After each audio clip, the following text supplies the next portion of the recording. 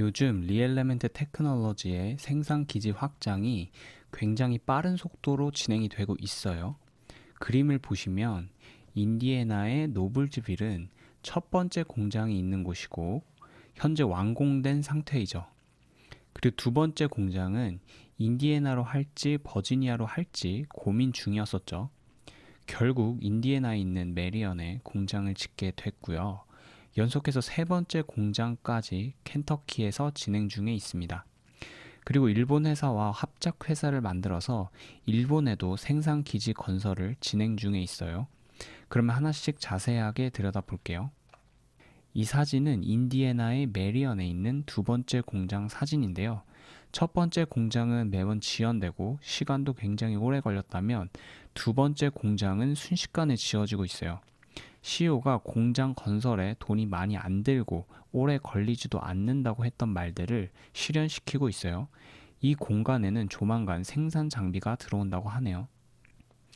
메리언에 있는 두 번째 공장이 어느 정도 규모인지 봐야겠죠. 부지 규모가 42에이커거든요.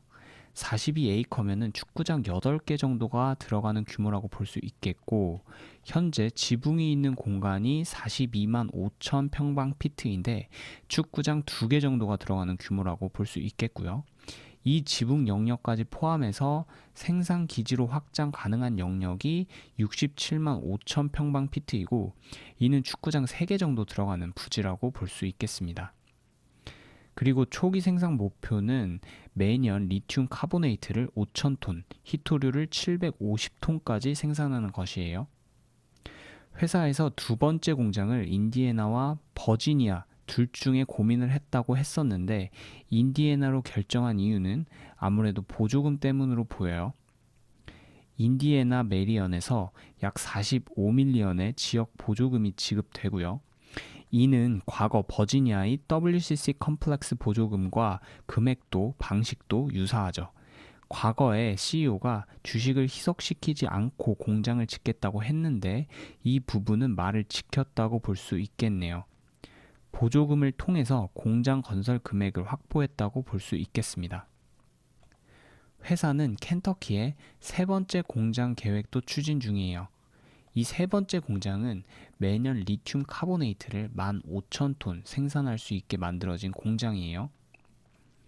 세 번째 공장인 켄터키 공장은 규모가 꽤 큰 만큼 보조금도 많이 지원받는데요. 150밀리언의 비과세 혜택이 있는 채권으로 자금 조달이 됩니다. WCC 컴플렉스부터 두 번째, 세 번째 공장까지 비슷한 방식으로 자금 조달을 하고 있는데요. 지방정부의 지원이고 증자가 없어 주식이 희석되는 방향이 아니라서 좋은 방향으로 가고 있는 것 같습니다. 이 사진은 올해 3월에 올라왔던 사진인데요. 제가 9부에서도 이 떡밥에 대해서 잠깐 언급한 적이 있었죠. 좀 자세히 살펴보면요.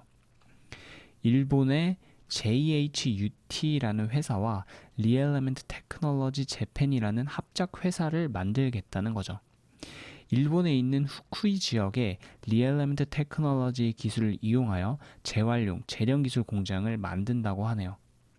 그리고 RTJ, 즉 리엘레멘트 테크놀로지 재팬은 하루에 100kg의 리튬 카보네이트를 생산할 공장을 짓는다고 합니다.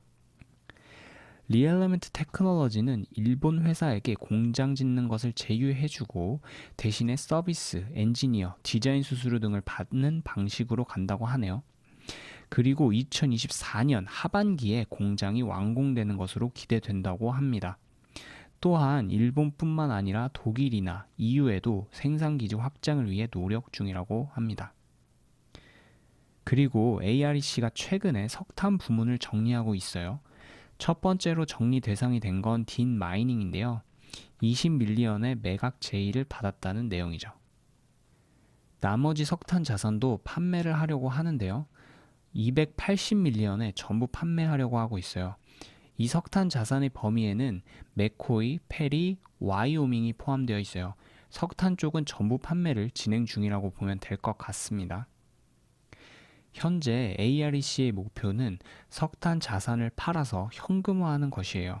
듀얼 프로세스를 진행 중에 있고요. 이 듀얼 프로세스가 뭐냐면 석탄 자산에 대해서 두 가지를 동시에 진행하고 있어요. 첫 번째는 석탄 자산을 외부에 팔려고 시도하고 있고, 두 번째는 석탄 자산을 아메리카 카본으로 하는 스핀오프를 추진 중에 있어요.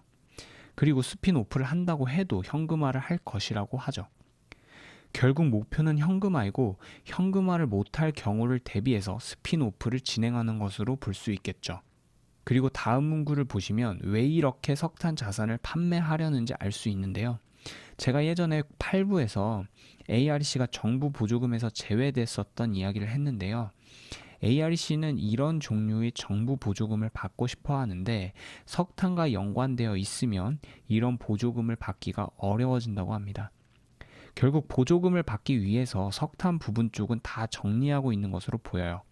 또한 이 석탄 자산을 매각하거나 스핀오프를 하거나 해서 석탄 쪽으로 완전히 다 손을 털고 나면 석탄 쪽이 아니라 리튬 광산 쪽으로 회사의 방향을 정하겠다는 거죠. 이제는 경쟁사인 라이사이클 이야기를 좀 해볼게요. 최근에 라이사이클의 공장 건설이 중단되었죠. 공장을 짓는 제반 비용이 상승해서 예산 범위를 초과했기 때문인데요. AREC의 운영진은 라이사이클에 대해서 굉장히 비판적인 입장을 취했어요. 한번 쭉 읽어보면요. 라이사이클이 재활용하는 방식은 기존에 중국에서 했던 방식이라는 거죠. 중국에서 이 방식이 통했던 이유는 노동력과 비용이 저렴했기 때문이라는 거예요. 그래서 미국이나 유럽 이런 국가들에서는 이 방식이 통하지 않을 것이라는 거죠. 미국에서는 라이사이클처럼 서번트 익스트랙션 방식을 사용하게 되면 건설 비용이 많이 들기 때문에 중단될 것이고, 심지어 공장을 돌리는 운영 비용 또한 비싸서 10년 이상은 못 돌릴 것이라고 보고 있어요. 그리고 AREC 운영진이 라이사이클의 슈레드 자산을 보러 갈 것이라고 했죠. 슈레드는 폐배터리를 갈아서 블랙매스로 만드는 공장이죠. 이 부분이 인수가 된다면 아메리카 메탈 부분으로 인수가 되겠죠. 라이사이클이 공장 건설 비용을 마련하려고 슈레드 부분을 팔려고 시도하는 것처럼 보입니다. 또 후반부 질문에서는 라이사이클의 공장이 지연되면서 라이사이클의 고객층들도 흡수할 수 있지 않겠냐라는 말이 있었어요. 그런데 그건 두고 봐야겠죠. 저희 개인적인 의문점은 라이사이클은 공장을 만들기도 전에 판매처를 확보했지만 AREC는 그러지 못하고 있거든요. 이것이 CEO의 역량인 건지 국제적인 상황들과 타이밍이 맞지 않아서 그런 건지는 알 수가 없네요. 회사에서 노력하겠다고만 하지 구체적인 이유를 밝히고 있진 않습니다. 가격 경쟁에 자신이 있다고 항상 어필을 하고 있는데 왜 아직도 제대로 된 판매처를 확보하지 못하고 있는지는 모르겠어요. 미국 전기차 보조금의 원자재 부분은 FTA 체결 국가이면 지원이 되기 때문에 미국 FTA 체결국들과 원자재 경쟁을 해야 하죠. 그래서 그들과의 가격 경쟁에서는 아직까지 밀릴 수도 있고요. 이 부분 정확히 알 수가 없어서 시간을 가지고 조금 더 지켜봐야 할 것 같습니다. 추가로 매출에 대한 질문이 있었어요. 생산 기지는 확장하는데 제대로 된 매출은 도대체 언제쯤 나오냐라는 질문이었어요. 그런데 답변은 내가 말해주면 너네들은 나한테 소리를 지를 거야 라고 하죠. 제대로 된 매출이 나오는 시기는 아직까지 불투명해요. 결국은 제대로 된 판매처를 확보해야 하거든요. 몇몇 부분들은 통제할 수 없다라는 말은 본인도 제대로 된 판매처를 언제 확보할 수 있을지 알 수 있는 부분이 아니라는 뜻이죠. 하지만 배터리나 히토류를 수주받은 것도 있고 충분히 노력할 것이다 라고 하죠. 그래서 2024년에는 의미 있는 매출이 나올 것이다. 그리고 일본과의 파트너십에서 나오는 서비스 매출도 발생할 것이다 라고 하네요.